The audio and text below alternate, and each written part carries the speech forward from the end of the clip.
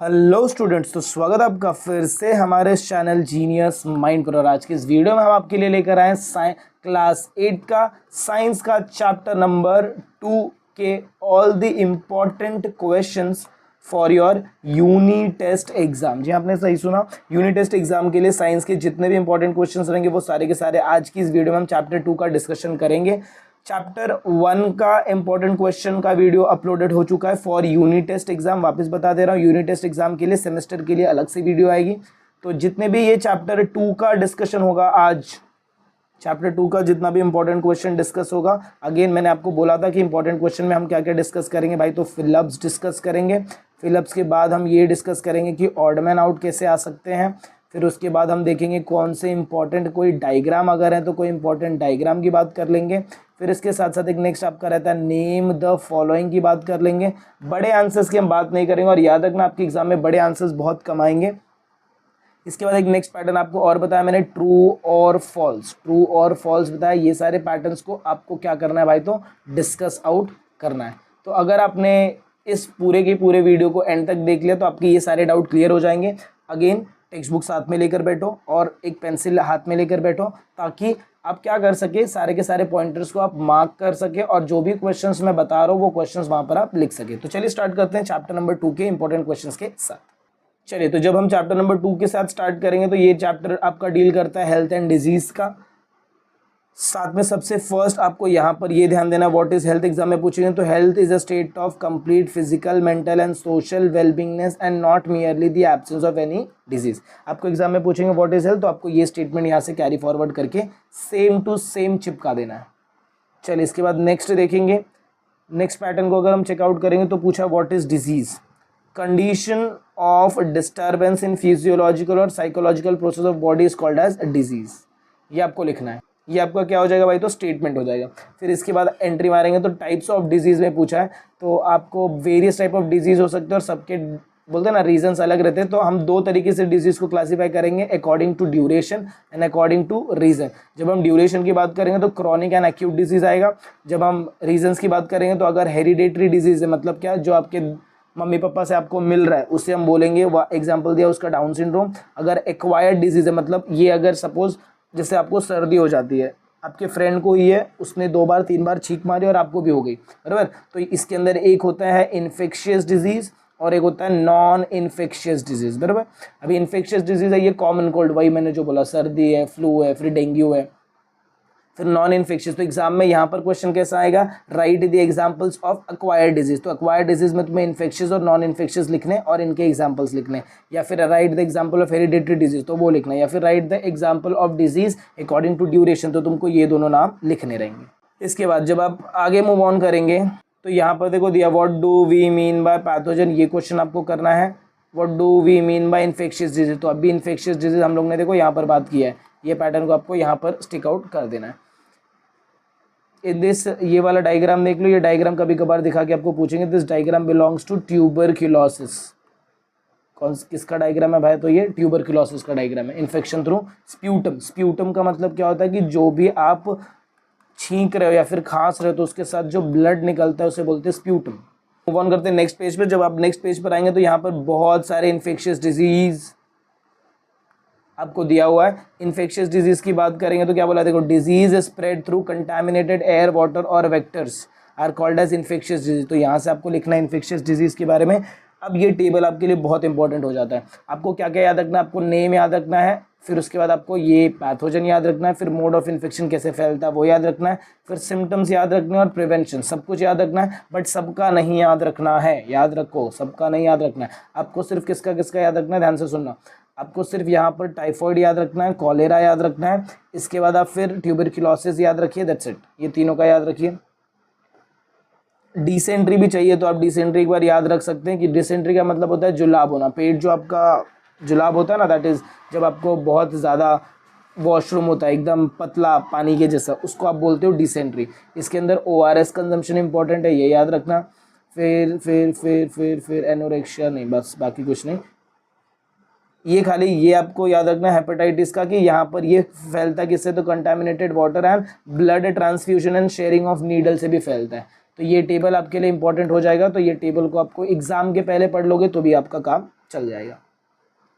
फिर आगे चलते हैं, यहाँ पर आपको बोलेंगे dirtiness in the surrounding, what do you see, where do you see the waterlog material shown in picture, which hazards do you anticipate with help of picture. तो यहाँ से क्या जनरेट होता है, तो मॉस्किटोज का बर्थ बढ़ जाता है, मॉस्किटोज का बर्थ रेट बढ़ जाता है, और इसके वजह से आपको क्या होता है, डिफरेंट टाइप्स ऑफ डिजीजेस हो सकती हैं।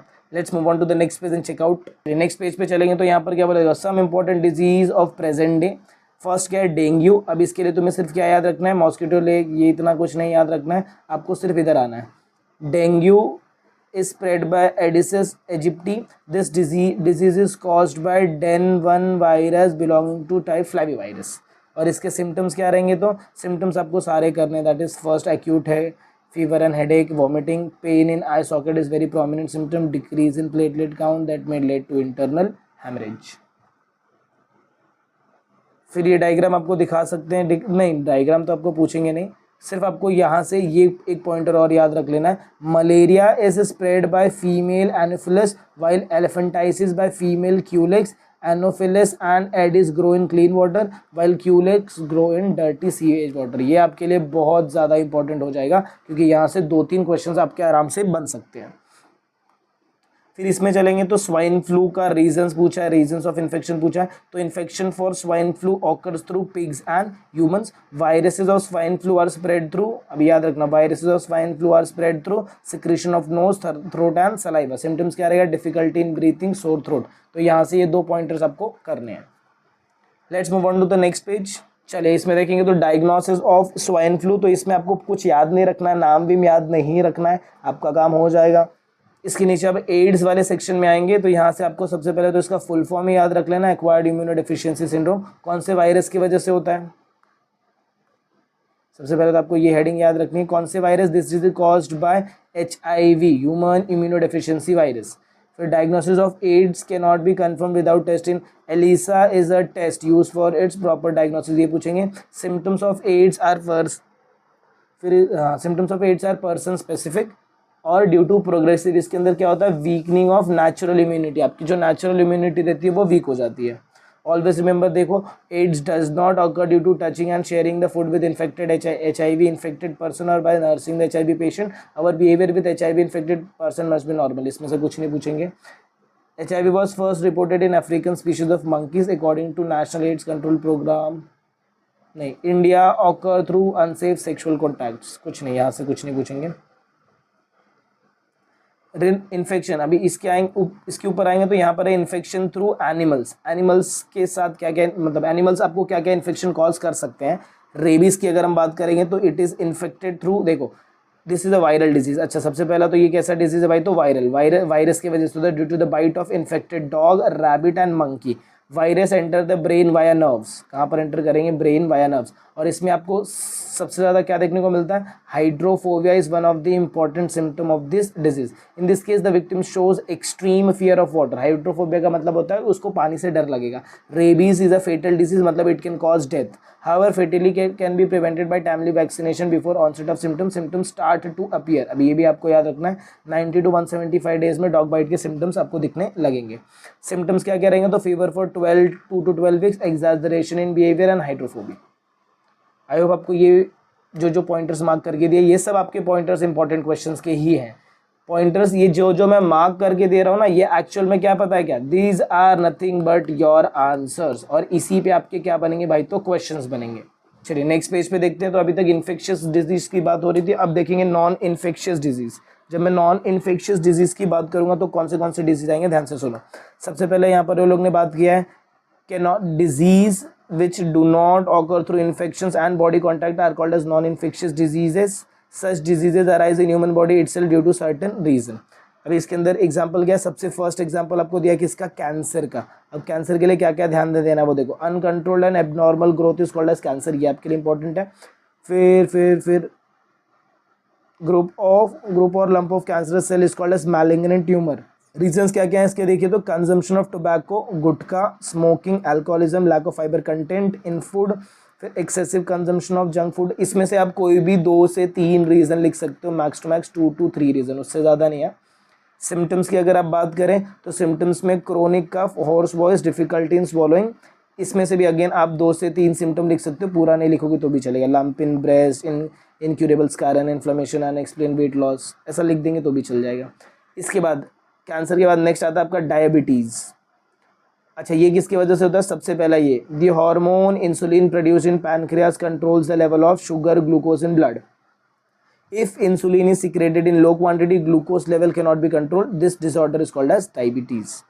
तो सबसे ज़्यादा मेन इंपॉर्टेंट इसमें कौन है भाई? तो हार्मोन इंसुलिन है, और if insulin is secreted in low quantity, glucose level can not be controlled. Insulin कौन सिक्रीट करता है? तो पैनक्रियास सिक्रीट करता है, ये भी याद रखना।